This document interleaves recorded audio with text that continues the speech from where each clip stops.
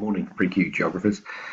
Today I'm going to talk you through the two land use models that you identified with yesterday, the Burgess model, which is on the screen now, and then also the Hoyt model, which you'll see a little bit later on. The reason why I'm doing this is, again, it's a concept or two concepts that can be slightly confusing in terms of where they fit in and why you're looking at them, and how it relates to everything moving forward. So firstly, the Burgess model. The Burgess model is very much what's called a concentric ring model, okay? And as you can see here on the left of the screen, you can see why it's called a concentric ring model, okay? Very central, okay, with the central business district being the number one area here, okay, which is also seen on here in terms of this diagram, okay? To the zone of transition. Okay, so and then the zone of independent workers' homes, 3, 4 the zone of better residences, and 5 the commuter zone. Now let's start with the CBD. So number 1, the central business district. That is pretty much where all the major economic business takes place. Okay, we're talking about large businesses. We're talking about lawyers, accountants, firms, engineers firms, things like that. Okay, so large economic transactions take place, and where all the money moves. The second zone is one where it can be quite confusing, the zone of transition. Now this zone of transition is where the city changes from being a city to maybe industrial areas. So you'll see maybe factories and different types of industrial zones, and then also transition with homes as well. You can start to see a mixing of homes and things like that. A great example of this, of a zone of transition, would be kind of down by, so thinking by the school, we're thinking down sort of by the prison there, that roundabout that's now under construction, just on the other side of the prison there on that roundabout. That would be a zone of transition. I see quite industrial zones there, but there's also a few apartment blocks popping up, so it's kind of a mixture of land use. That's what a zone of transition is. The third one, zone of independent workers' homes. That their independent workers' homes, their homes are close to the purple area. This purple area, these are their homes here. They're close to the purple area here because that's where the industrial factories are. Okay, so they would want to walk there. Okay, they would want to be able to easily get to their work. Those workers' homes, or those workers, aren't considered to be very wealthy. They would be considered to be on the poorer scale, and they're working in the industrial places. Okay. Zone 4, zone of better residences. You can see here. Okay, this is more like we would see in New Zealand. Okay, front yard, backyard homes. People who have the ability to travel longer distances via car, or use public transport, and pay money for that. Okay, so they don't need to walk to their work. They might work in the city and travel in. And then same thing as the commuter zone. They get larger homes, even bigger homes, and they commute in. That model is based on what the city of Chicago in the 1920s, and very much based around the fact that if you're close to the city, you are very much a worker and close to the factories, and then if you have the ability to, if you're more wealthy, you travel into the city, and so you want to be further away from the city to have larger space, green space, be away from the hustle and bustle. Now, the Burgess concentric zone model, or Burgess ring model, is very much out of date. Okay, so there's pros and cons to it. Okay. So at the pros, okay, a very ordered model, okay, based Chicago 20s, okay, and also easy to follow. So when I mean easy to follow, it's easy to see it fits together. However, some of the cons, okay, right now it is outdated.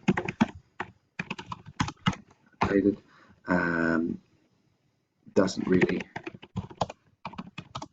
take into account transport zones like Hoyt does.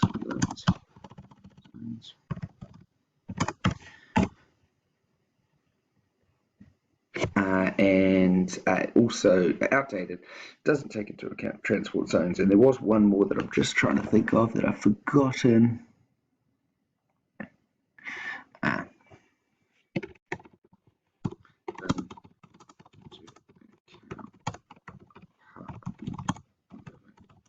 Due to it being outdated. So that's sort of kind of relates to the first pros and cons. So that there, I'll post this little document as well for you just to simplify it all. But that's the Burgess ring model. And again, remember, with models, they're usually based on stuff that happened ages ago.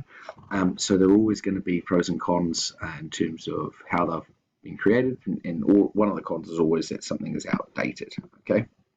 Awesome. Now, if we look at Hoyt's model, now the Hoyt's, it's also called the sector model. So Hoyt's land use model, or Hoyt's sector model. This one here has slightly different, a slightly different setup. At one, or in the centre, it's always the central business district. Okay, just like any settlement, that's where the major trade goes on. Whether it's a rural settlement, it's where people meet to trade, or it's a massive city like this where people meet to make money and to make business deals. 2 is the transport industry. Now 2 here is the purple one. Okay, you can see here, and you can see it's the transport industry, and you can see there's large roads and railways coming in. Now, when that happens, okay, when you have a large road or something, or transport road or railway coming in, other things grow around it. Factories want to be close to railways and or motorways, because then you can get your products on the road easier. You don't want your factory to be all the way over here and then have to travel all the way through all of this stuff to then get on the motorway to be shipped out to another place. Okay, so you want with this model, you want your factories and construction stuff close to the motorway so you can get on and out of the place. You don't have to deal with all the other suburbia. With that then becomes number 3, you can see here, the low class residential. And you can see there are those terraced houses where the houses are really close together, kind of like Coronation Street. And again, people want to be able to walk to their job in the factories. Okay, not usually in the city. Some do go to the city and do jobs in there, low-paying jobs, but often they go to the factory jobs. Okay, again, close to the motorway. For middle-class residential, okay, here you go, sort of grows around the factory again, but with a little bit further distance.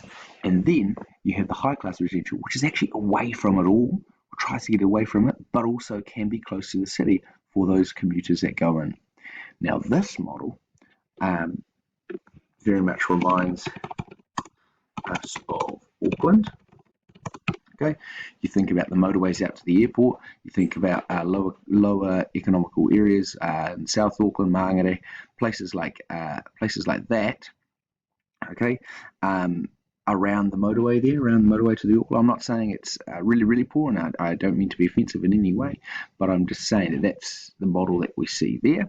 And then other areas away from motorways, away from major transport hubs, you could maybe say Remuera, or places like St Heliers, places like that. Now, a great example of where this model doesn't fit well is a place like Ponsonby used to be low-class residential in Auckland. Okay, it was close to the motorway, it was close to Victoria Park, which used to be a factory. Okay, so people would live there, and you can tell by those little small villas, but they've all been spruced up now.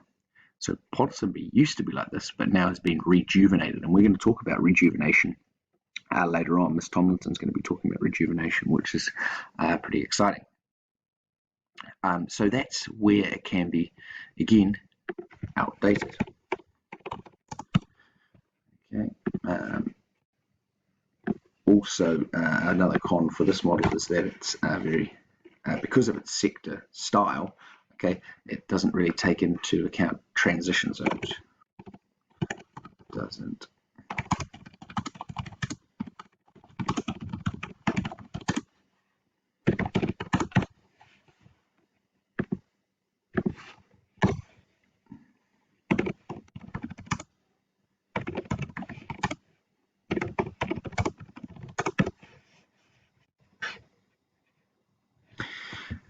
those are the two main pros and cons for this model here. I couldn't think of three easily, besides from the fact that it doesn't really give us what's on the outer of these zones, but that at some point you've got to stop the model, don't you? Now this model, if you were to talk about it, you could talk about Auckland in Hoyt's model, very much so, and then like I said with Burgess, you can talk about Chicago in the 1920s. I'm going to end the screencast there because we've got over to 10 minutes, and I know that's quite a long time for you. And I'll be posting this little document up in the files section as well. And I'll post up the tasks that we have to do as well. Good on you, boys. Well done.